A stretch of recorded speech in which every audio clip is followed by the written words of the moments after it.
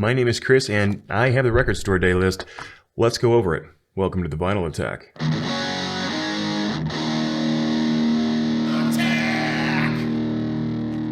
Well, the Record Store Day list is out for April 22nd of 2023, and if I'm being honest, I'm underwhelmed. I would say welcome to Record Store Day Live, but this is a recorded video, clearly. What I mean by that, though, is there are no less than 50 live albums on this list, which is unbelievable. Was it just a year or two ago that they did Picture Store Day, where everything was a picture disc? Apparently the theme this year is everything is a live album. I'm not opposed necessarily, but I'm also not a fan. I know a lot of people love live albums, and that's fine. There's nothing wrong with that, but I don't know that this is a great idea. I feel like they're losing steam, or maybe they're just losing their way. Several of you over the past couple of years have said again and again that you're done with Record Store Day. It has become too commercial, the records aren't that great, the pressings aren't that great, or there's no variants that you want. I wonder if this is any different with all the live albums, but let's go over some of the stuff that's on there, mainly the stuff that I'm interested in, and talk a bit about some of the other stuff and some of the questionable choices. There are several bands on here that make no sense to me whatsoever, or maybe it's just because I don't know them. Now, I don't want to name all of them because I don't want to be rude to the people who are fans, but there are a couple on here that made me scratch my head. So, first and foremost, though, something I do like, Chet Baker, Chet, that's good. But then again, they also have Chet Baker live at various studio sessions in 1979. I'll take a look at these. I'm going to say that's a maybe. They have the Black Rebel Motorcycle Club, but it's live. I'm not interested in that. Art Blakey and the Jazz Messengers. I freaking love Art Blakey, but it's live. Now, that one I might go ahead and do anyway because live recordings of jazz are generally pretty good, especially with these old-time guys. They were brilliant. They had to be on. Unlike the rock stars and pop stars of today who use backing tracks for everything to flesh out their sound, these guys, sometimes just 3 or 4 of them, all sat there live on their instruments, and it sounded almost as good as it was in the studio because they were professionals and they were that freaking talented. Something that caught my eye was The Cure. Now, Show, which is a 1993 release, that's a live concert. It's kind of a classic at this point, and I do enjoy it, but is it a picture disc? Because one of the things I noticed on this list now, they're not listing what picture discs are, or if there are picture discs on here, because I do know for sure the Violent Femmes, that's a picture disc release, but on this list, it doesn't tell you that. For the last several years, the only releases that The Cure have been putting out are picture discs, which sound like shit, so I'm not buying that if that's the case. If it's a classic black wax or maybe even a colored vinyl, yeah, I can pick that up, but if it's going to be a picture disc of Show, I'm not doing that, and it's just, I don't know. I think it's a bad idea. There's a gimmick on here, which, you know, they are prone to do from time to time, with the Doors limited edition Record Store Day 3-inch mini turntable, which is usually made by Crosley. It's a little thing, and it plays these little gimmicky 3-inch records. They have singles of Break 'Em Through, Love Her Madly, and Hello, I Love You.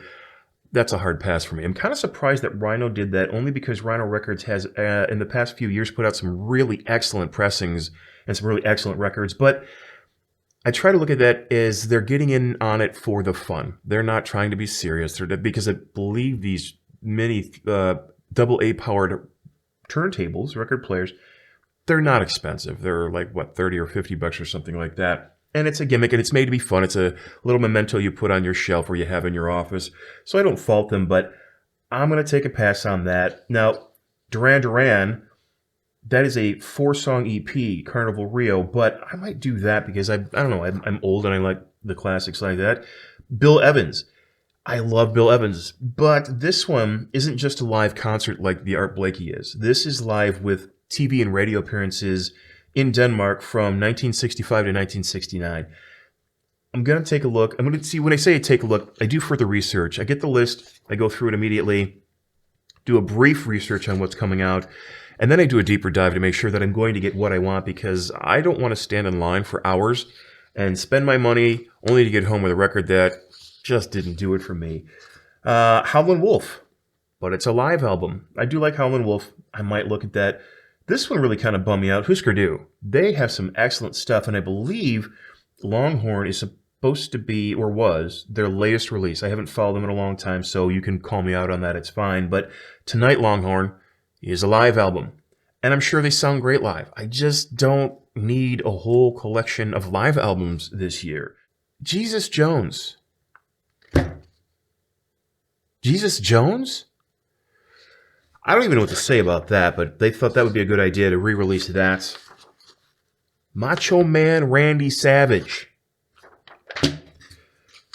Mr. Big. This one has been on the chopping block the last couple of times because it was supposed to come out and it just didn't happen.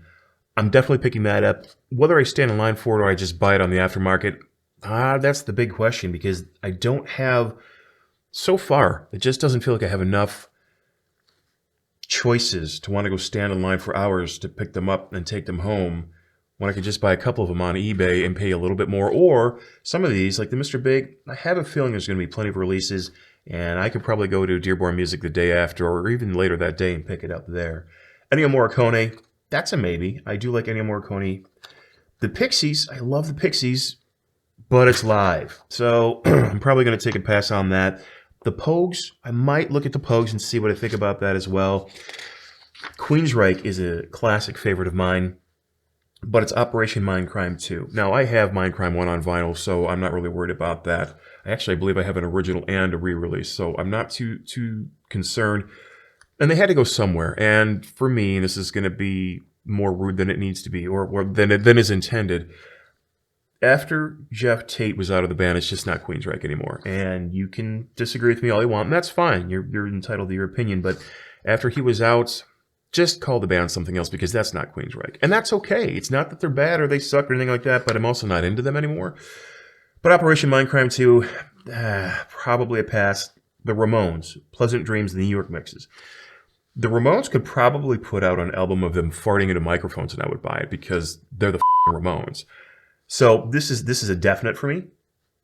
Really, so off the top of my head, Mr. Big and the Ramones, absolute certainties. Other than that, I've got a lot of maybes. So again, I'm going to have to wax philosophical for a while with myself to just see if it's worth it. Because if I can talk my bestie Wendy into going, the only thing so far I've really seen, well, there's another thing I think she might like too in the coming pages, the Rockabye Baby stuff. She seems to like that stuff.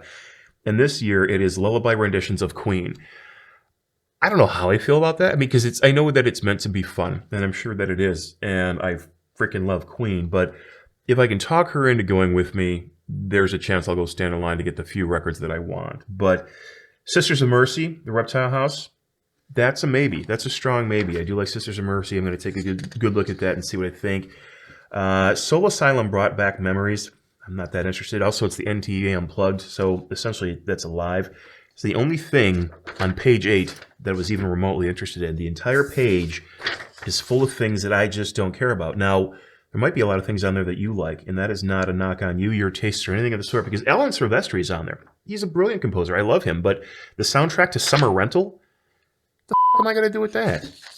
So, page 9, The Sword. That's a pretty strong yes. So now apparently there are 3.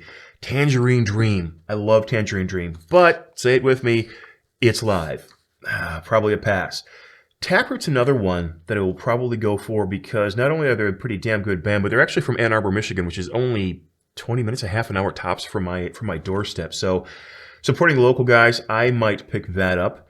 And then the other album that I might pick up, I'm going to take a hard look at it, and I know that Wendy would like The Temptations. The Temptations, All Directions. That's got, I think it's got Pop Was a Rolling Stone.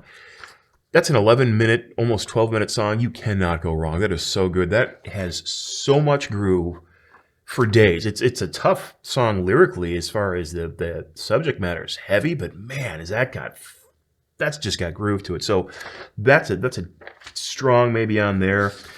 Now, here's a live album that I can't dog, I can't pass up, and I will definitely say, so that puts me to maybe 4 definites.